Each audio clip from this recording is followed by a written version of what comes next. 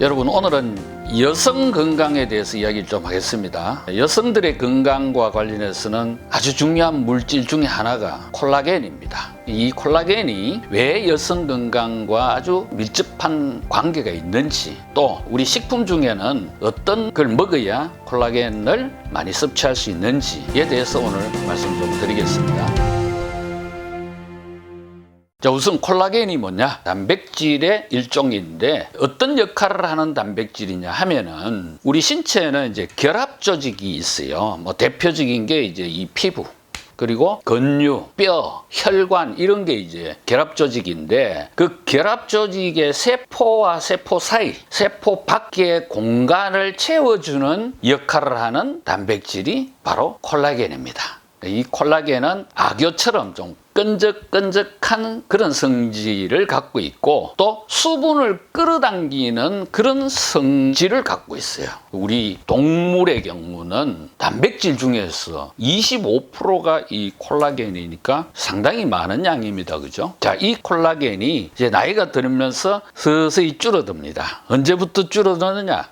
나이 26세부터 1년에 1%씩 줄어든다 그래요. 그리고는 특히 여성들 갱년기가 지나고 나면은 원래 있던 콜라겐의 30%가 줄어든다고 합니다. 그래서 여러분, 여성들 50세 전후로 갱년기를 거치고 나면은 분대가 많지 않습니까? 그러면은 이 콜라겐이 감소를 하면은 어떤 질병에 많이 걸리느냐? 우선 피부는 이제 기미와 주름이 생겨요. 자, 왜 그렇게 기미와 주름이 생기느냐? 피부 껍질은 표피라 그러고, 표피 밑에 이제 진피라고 있는데, 이 진피층을 이루고 있는 물질의 대부분이 뭐냐? 콜라겐입니다. 그런데 이 콜라겐이 많으냐 적었냐, 진피층이 두터우냐, 또 다른 말로 하면 진피의 치밀도가 높으냐 낮으냐에 따라서 치밀도가 높은 사람은 피부가 탱글탱글하게 이렇게 동안으로 보이고, 그게 치밀도가 낮으면은 쭈글쭈글하게 이렇게 주름이 져서 노안으로 보이는 겁니다. 그러니까 진피층에 콜라겐이 많고 적고의 영향도 있지만은, 아까 제가 말씀드린 대로 콜라겐은 특성이 뭐라고 했습니까? 수분을 끌어당긴다 했잖아요. 그러니까 우리가 평소에 물을 많이 먹으라 하는 이유도, 물을 많이 먹었을 때 그 콜라겐이 수분을 빨아들여서 그러면은 피부가 매끈매끈하고 포동포동해지는 겁니다. 그래서 콜라겐이 빠져나가면은 첫 번째로는 피부에서는 그렇게 주름이 지고 기미가 생긴다.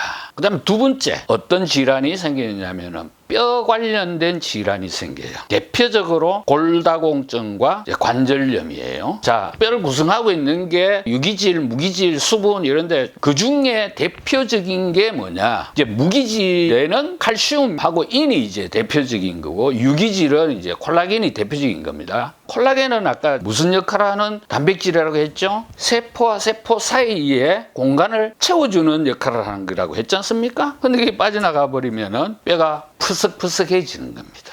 잘 부러져요, 말하자면. 이 골다공이라는 게 뭡니까? 뼈에 중간중간에 구멍이 뻥뻥 난다는, 그렇게 쉽게 이해하시면 되지 않습니까? 그리고 또 관절염은 뭡니까? 관절과 관절을 연결하는 역할을 하는 그게 콜라겐인데, 이게 빠져나니까 뼈와 뼈가 부딪히니까 아픈 거예요. 이게 이제 두 번째, 뼈 관련된 질병입니다. 그 다음에 세 번째, 동맥경화입니다. 혈관의 벽도 바로 콜라겐으로 구성이 돼 있어요. 그런데 이제 혈관 벽에 콜라겐이 빠져나가 버리면은 그 빠져나간 공간에 나쁜 콜레스테롤이 축적이 돼서 동맥경화의 원인이 됩니다. 특별히 이 혈관 벽의 콜라겐이 감소하는 원인은 뭐냐? 바로 에스트로겐이라는 대표적인 여성 호르몬이 줄어들기 때문에 그렇습니다. 여러분, 여성들이 이제 갱년기 거치고 나면은 여성 호르몬은 팍 줄고, 뭐 오히려 이제 남성 호르몬이 더 많아진다고 하지 않습니까? 그 여성 호르몬 에스트로겐이 줄어들므로 해서 혈관벽의 콜라겐이 감소하는 겁니다. 자, 지금 제가 설명드린 것처럼 이제 피부, 그 다음에 뼈, 이 혈관 관련된 질환들이 대표적인 질환인데, 뭐 그게 뭐 여성에만 해당되는 건 아니지만은 특히 특별히 여성들은 갱년기를 거치면서 남자들보다도 콜라겐이 더 많이 감소를 하기 때문에 콜라겐은 여성 건강과 아주 밀접한 관계가 있다. 이렇게 설명드릴 수 있습니다. 자, 그러면 이렇게 콜라겐이 빠져나간 걸 어떻게 하면 보충할 수 있을까? 네, 우리 식품으로도 보충할 수 있습니다. 이제 콜라겐이 이제 많은 식품은 육류와 어류, 고기와 생선에 이게 많습니다. 그래서 이제 대표적으로 육류에는 이제 좀 끈적끈적한 성분이 있는 닭발, 그다음에 족발, 또 돼지 껍데기 이런 데 이제 콜라겐이 많아요. 그다음에 또 이제 어류, 생선에는 뭐 대부분의 생선에 콜라겐이 많은데 특히 이제 껍질, 또 지느러미, 비늘 이런 데에 콜라겐이 많습니다. 그런데 뭐 여성분들 닭발 좋아하시잖아요. 콜라겐이 많다고 좋아하시는 것 같은데 사실은 육류에 있는 콜라겐은 먹어봐야 별 효과가 없어요. 왜 그러냐면은 육류에 있는 콜라겐은 분자 크기가 커가지고 흡수가 잘 안 됩니다. 예, 기껏해야 먹은 양의 2%밖에 흡수가 안 돼요. 그런데 생선에 있는 콜라겐은 육류에 있는 콜라겐보다도 흡수율이 무려 40배나 높습니다. 84%가 흡수됩니다. 그래서 제가 이제 이 생선